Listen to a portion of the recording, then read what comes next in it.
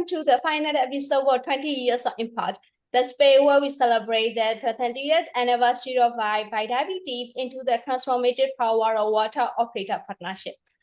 Over the past episode, we have heard inspiring stories, celebrated milestones, and reflected on the partnership that makes this journey possible. And today, we are closing the series with a very special guest. Of course, this is our CEO. Well, we will be talking about the defining moments from the past 20 years, the unique role of our water operator partnerships, and of course, the vision that will carry us into the next decade. Toine, thank you very much for joining us today. It is a real honor to have you in this milestone episode. So let's begin with a quick introduction. For listeners who may be less familiar with us, could you please share a little bit about yourself and our company, WEI, and what drives the work we do?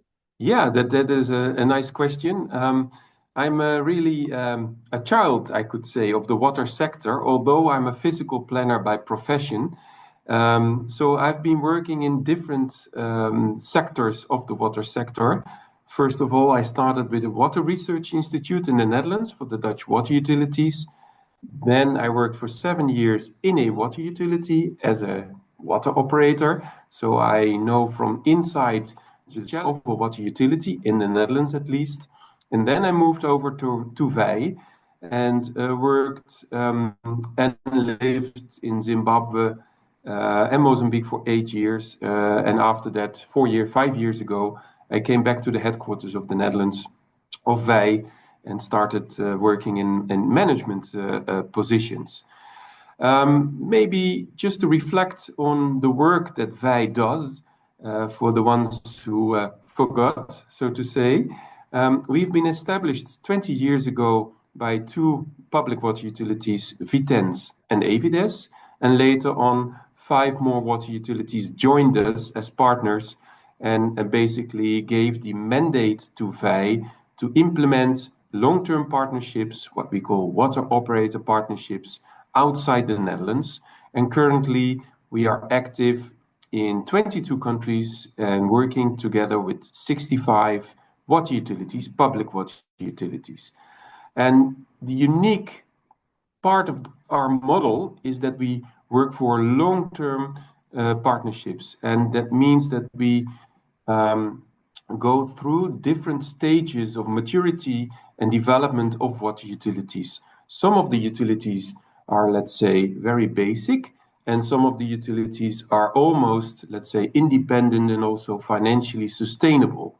But in this journey, we support and guide our colleagues, our water operator partners, to grow into maturity. And one of the special elements in this work is that we bring in experts from the Netherlands, from a plumber to the CEO, working with plumbers and CEOs in our water operator partnerships. And we call this peer-to-peer model because our peers in the Netherlands know what's happening in, for example, in Myanmar or in Indonesia or in Malawi.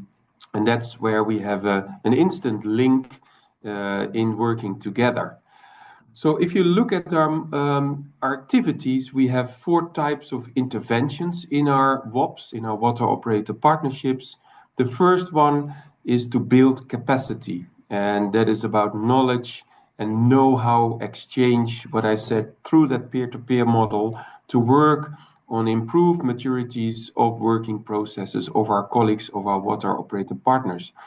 Secondly, we blend this capacity building with small-scale investments, usually looking at the low-income areas, so physical infrastructure development, where we work on the SDG 6 agenda, access to water and sanitation for all, but also operational investments to support our WOPs in improving their operational performance. For example, reducing non-revenue water, optimizing energy use, etc.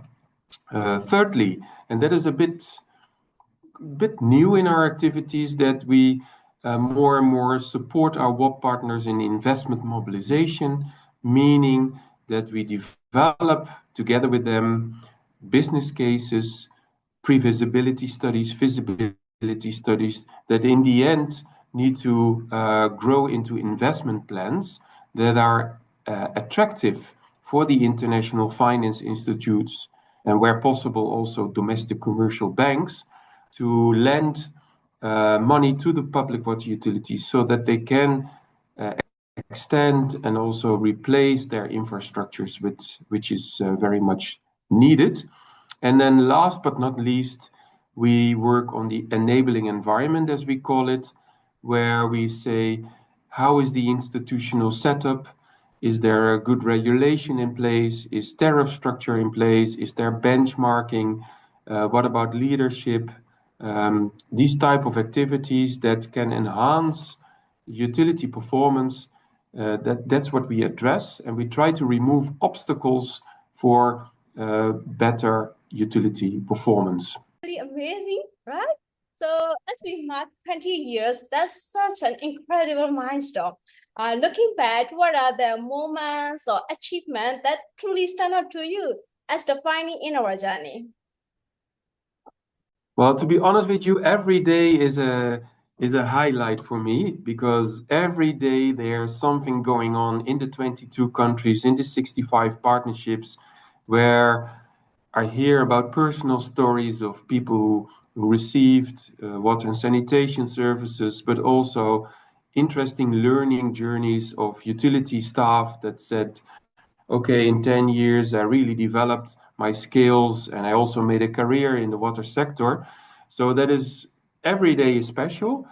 But if I look at the model and the activities that VAI implements, I think the cross-cutting issue that is already there is that we, in the model, are flexible and adapt to changing conditions and environments, and also can adapt to the demand that our WOP partners have. And to give you a few examples, for example, there's a huge population growth ongoing. Cities are growing. Yeah, there's many people from the countryside going into cities. There's migration going on as well, and that puts a lot of pressure on urban water services, water and sanitation services, and also other public services. And for this reason, we have developed what we call low-income customers departments, for example, in Ghana, where we develop specific solutions that address the needs of, let's say, low-income customers.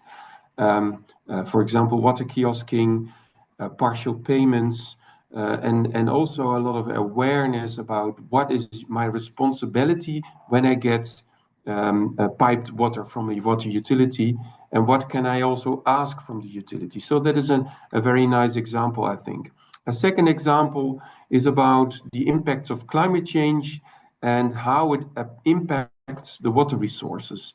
Traditionally, water utilities do not have a mandate to protect water resources. Usually that's part of a catchment authority mandate. But we have basically convinced some of our partners, and to mention Addis Ababa, but also in Malawi, where they basically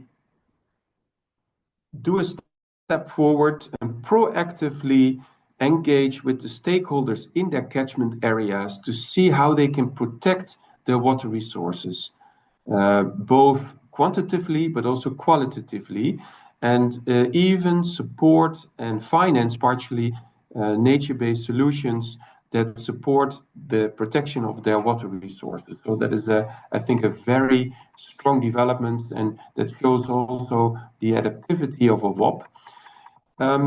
Some more examples. We have seen in our experience that apart from the large-scale extension investments, for example, done by World Bank or African Development Bank, utilities have a strong need for operational investments, small-scale operational investments, which I already mentioned, non-revenue water reduction, energy consumption. And we have created funding in our WOPs that can be used by water utilities to propose improvements in their operational performance using operational investments from our WOP budgets. Another interesting thing is that what I call WOP in challenging contexts. We see that there's a lot of unrest in the world, and some of our WOP partners are being challenged and impacted by this unrest. Either it's war, or there's migration, or there's tensions. And what we see is that in some cases, our WOP partners can support other WOP partners, even though the security situation is difficult. And I think that is a very strong feature of the WOP. An example of this is, for example, that in the northern part of Ethiopia, there's problems, there's social unrest, and that means that we can hardly travel to Bahidar, which is our partner there, but they can come to Addis Ababa, the capital of Ethiopia, where we have a strong WOP partner already for 15 years, and we use the expertise and the experience of Addis Ababa to support Bahidar in the WOP. So we can see that there's also a lot of South-South collaboration in our WOP models. So I think these are just a few examples how we adapt to changing demands and changing environments of the WOP model. Yeah. Our scope is really broad. So we work on topics ranging from capacity building and utility performance to climate resilience and also crisis management. So why do you think these areas are so relevant and urgently needed in today's global context? As I already mentioned, I think we see some global changes in the world, and the strong thing about the WOP model is that we support utilities both with capacity building and with concrete investments. And I think that is a unique approach, and that enforces both. So if you do capacity building, often you say, hey, actually we need investments to show that certain solutions work in practice. But on the other hand, if you do investments, you also need know-how and knowledge and capacity on the utility side to manage the assets. And those two aspects we try to combine in our approach. That's the first, let's say, notion.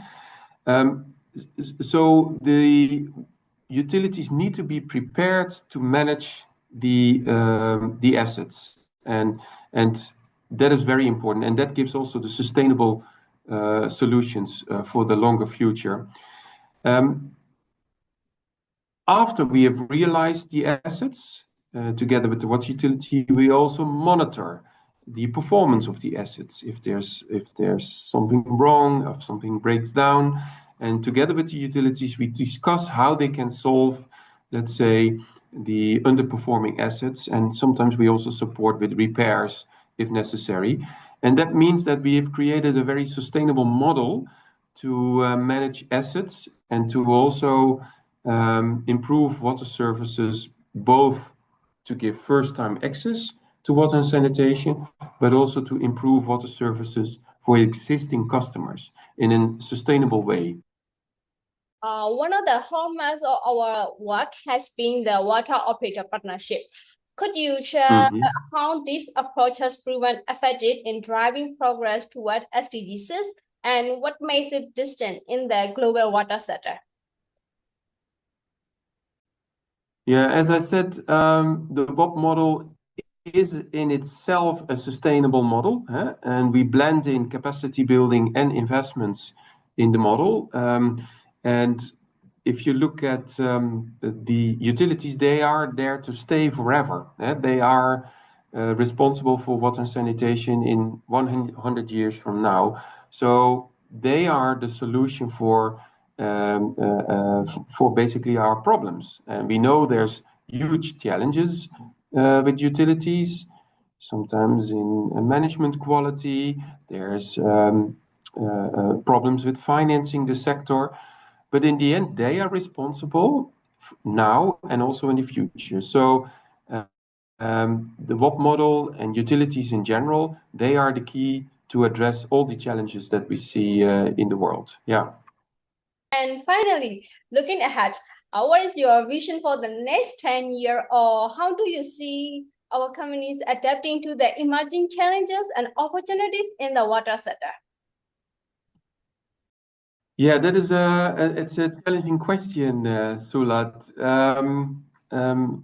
I think first of all, we need to work on the awareness everywhere in the world with governments, with financing institutions, to make them aware that local institutions, local governments, and I'm then talking about catchment authorities, for example, but also the water utilities, of course, our WOP partners, are the key to address the challenges that we see. They need to solve the water resources issues due to climate change.